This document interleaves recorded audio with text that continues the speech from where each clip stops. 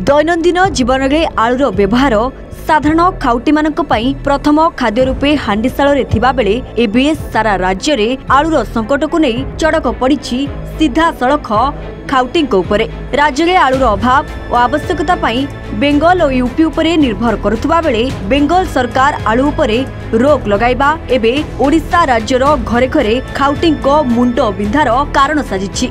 ओडिशा पई आवश्यक आलू राज्य बेंगल सरकार उपरे निर्भर करिथाय। तेबे राज्य रे प्रथम करी सरकार गढ़िथिबा बीजेपी सरकार पई एबे राज्य पई आलू संकट दूर करिबा सते जेपरी काठिकर पाठ पालटि जाइछि। एक मासरु ऊर्ध्व समय धरी एबे राज्य रे आलू संकट देखिबा को मिलुथुबा बेले आलू किलो पिछा 20 रु एबे 50 टंका रे पहुंचलानी, जहा खाउटिंक पई मुंड बिंधार कारण पालटिछि। राज्य रे आलू संकट एपरि होइछि धनीठु आरंभ करी गरीब समस्ते एबे आलू को नै चिंतारे। जी 5 केजी नेबा कथा मात्र 2 रु 3 केजी नेबा को बाध्य हेउचंती। दिनकु दिन दरदाम जेते बढ़ुछि समस्या सृष्टि होउछि खाउटिंक पई। खुचुरा व्यवसायीक कथा कहिबा कथा नुए। जीए 4 रु ऊर्ध्वबस्ता प्रत्येक दिन व्यापार करिबा कथा एबे आलूर संकट पाई गोटिए बस्तारे व्यापार करिबा को पडुछि।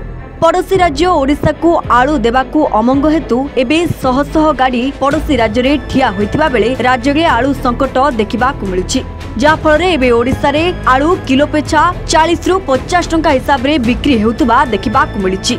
ओडिशा भली अग्रणी राज्य रे आलूर संकट एबे सरकार को अडुआरे पकाइछि।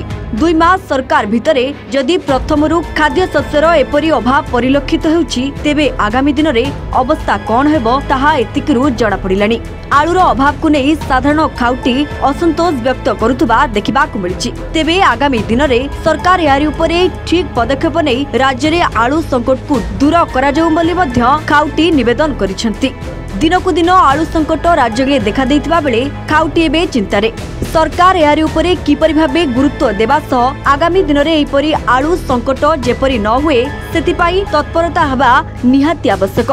तेबे आगामी दिन रे आलू संकट एपरि भाबे रहुछि ना आलू पाई सरकार ठीक पदक्षेप नेउचंती देखिबाकू बाकी रहिला। ओडिशा रे आलू समस्या सांघातिक प्रति परिवार रे वर्तमान आलू समस्या देखा देइछि। विगत सरकार समय रे मु उत्तरायणी समवाय शीतल भंडार 15 वर्ष सभापति थिली। आलूर दरदाम एभली असुविधा हो नथिला। माननीय पूर्वतन मुख्यमंत्री नवीन पट्टनायक आलू परिचालना सठिक भाव में करुथिले। वर्तमान सरकार वर्तमान मंत्री तांको कथार तालमेल रहुनी। मंत्री कहउछंती 30 टंका आलू बिक्री होउची 60 टंका। मंत्री ग्राउंड लेवल रे देखु नाहंती को अवस्था होउची। मंत्री मीडिया आगे कहउछंती आलूर किछि समस्या नाही। भाद्रव मास रे आलू सेमती हुए।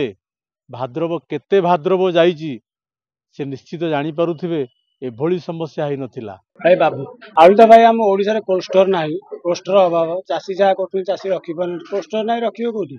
बर्तमान पश्चिम आलू आसी सठिक भी आसी पारनी ऊंचा रेट ग्राहक तो असंतुष्ट होती खाया 50 टका बिकते आलू किणा पड़े 46-47 टका किणा पड़ो बिका हो 50 किसी लाभ ना। शशिकांत महापात्र आलू तो आसुनी जो गोटाक आसूसी गोटे गाड़ी में 1-2 लाख टका खर्च करा 2 लाख बड़े 2 लाख टका नौकरी जो आलूटा 500 टका किणा पड़े बर्तमान 2000 टका हेला आलू 1900 टका 38 क्विंटाल 38 टका लगा पाखापाखि किणा पड़ जाऊँ खर्च मर्च सह नहीं गाड़ी आम पाखक पहुँचले आम तार हिसाब पत्र कर गोटे गाड़ी की मिनिमम 1.5 लाख रु 2 लाख टका बॉर्डर पास करने लगुच पुलिस वाला 3 दिन 4 दिन घूरी लगुच आसुना काली 5टा गाड़ी आई आज 3टा गाड़ी आसला 3टा ओडिशा सारा बुझे ओडिशा सारा कौटी आलू पाइब तेणु से हिसाब बुझे आस्ते आस्ते आसू जब आसो ताले समस्या समाधान हम ना जब न आसो ताले समस्या बढ़ी चलो आलू तो कम आसपर रेट ये जहाँ बिका खाउटी भी असुविधा आम जहाँ ना कथा 5 किलो बिक्री नौ 50 टका नौ आलू एने आलू किणा हो जहाँ आम 50 टका नौ।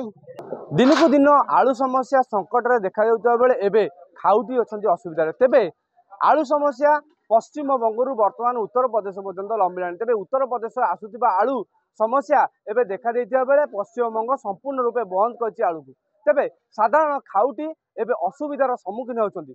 गोटे पटे कहबाकू गले सरकारंकर निद न भांगुथिबा बेले एबे खाउटी एबे असुविधा। तेबे कौन पर यह समस्या उपजिची एवं कहीं यार समाधान हो पारुनी ताहा जना न पड़ुवा बेले एबे खाउटी बारंबार असुविधार सम्मुखीन होती जहाँकि फल कि आलू को 25 टंका बाबद में एवं 40 ରୁ 50 टंका हिसाब से किणुंट तेज आगामी दिन में ये आलू संकट एपरी भाव में रोचे ना दूर होची देखा बाकी रहा। पुरी पिपिली प्रशांत महां रिपोर्ट A1 TV।